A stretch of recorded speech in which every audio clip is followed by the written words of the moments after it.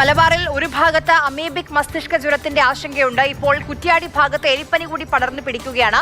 ഇതുവരെ 2 പേരാണ് പ്രദേശത്തെ എലിപ്പനി ബാധിച്ചു മരിച്ചത്. 5 പേർ ചികിത്സയിലുണ്ട്. മൃഗങ്ങളിൽ നിന്ന് മനുഷ്യരിലേക്ക് വരുന്ന ജന്തുജന്യ രോഗങ്ങൾ ഏറ്റവും വളരെ പ്രധാനപ്പെട്ടതാണ് ഈ ലെപ്റ്റോസ്പൈറോസിസ് അഥവാ എലിപ്പനി എന്ന് പറയുന്നത്. കർഷകർ, പ്രത്യേകിച്ച് ക്ഷീര കർഷകർ, ഇതിന് പലപ്പോഴും ഇരകളായി മാറാറുണ്ട്. ഈ രോഗം ബാധിച്ച മൃഗങ്ങളിൽ നിന്നുള്ള യൂറിൻ, അതുപോലെ തന്നെ ഗർഭപാത്രത്തിൽ നിന്ന് പുറത്തു പോകുന്ന ഡിസ്ചാർജസ്, പ്ലാസന്റ, ഇതുവഴിയെല്ലാം തന്നെ രോഗം മനുഷ്യരിലേക്ക് എത്താനുള്ള ചാൻസ് ഭയങ്കര കൂടുതലാണ്. അതുപോലെ തന്നെ യൂറിൻ കലർന്ന വെള്ളം ജലാശയങ്ങളിൽ എത്തിപ്പെടുകയും അതിൽ നീന്തുകയോ കുളിക്കുകയോ ചെയ്യുന്ന ആളുകളും ഈ രോഗം ബാധിക്കാനുള്ള സാധ്യത വളരെ കൂടുതലാണ്. മനുഷ്യരിൽ അത് കൃത്യമായ രീതിയിലുള്ള രോഗനിർണയവും കൃത്യസമയത്തുള്ള ചികിത്സയുമാണ് ഇതിന് പരിഹാര മാർഗങ്ങൾ. നല്ല ഹ്യൂമിഡിറ്റിയും അതുപോലെ തന്നെ നനവുള്ള സമയങ്ങളിലാണ് രോഗം സാധാരണയായി പടർന്നു പിടിക്കാറുള്ളത്.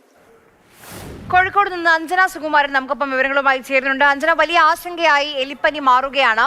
എന്തൊക്കെ ജാഗ്രതാ നിർദ്ദേശങ്ങളാണ് ആ പ്രദേശത്ത് ഇപ്പോൾ നൽകിയിട്ടുള്ളത് ആരോഗ്യവകുപ്പ്? വീണ്ടും ആശങ്കപ്പെടുന്ന ഒരു വാർത്ത തന്നെയാണ് ആരോഗ്യമേഖലയിൽ നിന്നും വരുന്നത്. എലിപ്പനി വീണ്ടും പടരുന്നു എന്നുള്ളതാണ്. കഴിഞ്ഞ 2 മാസത്തിനിടെ കാവുംപാലയിൽ മാത്രം 2 പേരാണ് ഈ ഒരു അസുഖം ബാധിച്ച് എലിപ്പനി ബാധിച്ച് മരിച്ചത്.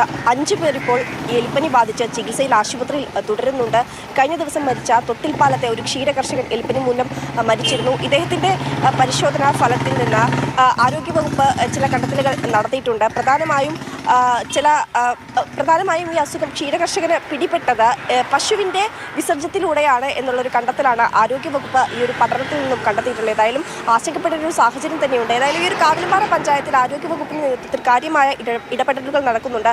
ഇതിൻ്റെ ഈ ഒരു അസുഖത്തിൻ്റെ ഉറവിടവും സംബന്ധിച്ച് കാര്യമായ നിർമ്മാർജ്ജന പ്രവർത്തനങ്ങളൊക്കെ നടക്കുന്നുണ്ട്. ഈ വരുന്ന ഞായറാഴ്ച ഈ ഒരു പ്രതിരോധ മരുന്നുകൾ ഈ പഞ്ചായത്തിൽ എല്ലാവർക്കും പഞ്ചായത്തിൻ്റെ നേതൃത്വത്തിൽ നൽകുന്നുണ്ട്. അതോടൊപ്പം തന്നെ ക്ഷീര കർഷകർക്ക് വലിയ രീതിയിലുള്ളൊരു ബോധവൽക്കരണം കൂടെ നൽകുന്നുണ്ട്. പ്രധാനമായും എലി, അതോടൊപ്പം തന്നെ കന്നുകാലികൾ, ഈ നായ മുതലായവയുടെ വിസർജ്യത്തിൽ നിന്നാണ് ഈ ഒരു ബാക്ടീരിയ മനുഷ്യൻ്റെ ശരീരത്തിലേക്ക് പ്രവേശിക്കാനുള്ളൊരു സാധ്യത പറയുന്നത്. പശുവിൽ നിന്ന് ആണ് ഇപ്പോഴുള്ള കണ്ടെത്തൽ ഉണ്ടായിരിക്കുന്നത്. മരിച്ചുപോയ 2 പേർക്കും അത്തരത്തിൽ ഈ ബാക്ടീരിയ ശരീരത്തിലേക്ക് പ്രവേശിച്ചിരിക്കാം എന്നുള്ളതാണ് ആരോഗ്യവകുപ്പിൻ്റെ കണ്ടെത്തൽ. അതുകൊണ്ട് തന്നെ ഈ ക്ഷീര കർഷകർക്ക് കാര്യമായ ജാഗ്രത നൽകുന്നുണ്ട്. ഈ പ്രദേശത്ത് കൂടുതലായും ക്ഷീര കർഷകരുള്ള ഒരു ഭാഗമാണ്, മലയോര മേഖലയാണ്. അതുകൊണ്ട് തന്നെ ക്ഷീര കർഷകരോടും അതോടൊപ്പം തന്നെ പറമ്പിൽ പണിയെടുക്കുന്നവരോടും മറ്റുമൊക്കെ ജാഗ്രത പാലിക്കാൻ ആരോഗ്യവകുപ്പ് നിർദ്ദേശം നൽകിയിട്ടുണ്ട്.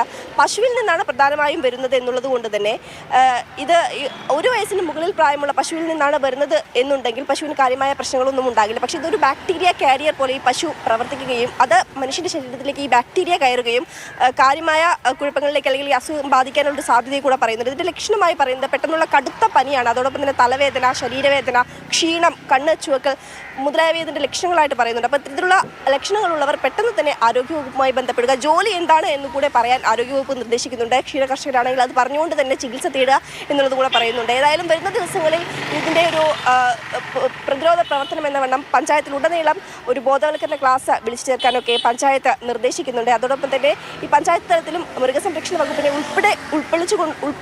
ഉൾപ്പെടുത്തിക്കൊണ്ടുള്ള രീതിയിലായിരിക്കും ഈ ഒരു ബോധവൽക്കരണവും മറ്റ് പരിപാടികളിലുമൊക്കെ പഞ്ചായത്ത് കടക്കുക. അഞ്ജന സുകുമാരനാണ് വിവരങ്ങൾ നൽകിയത്.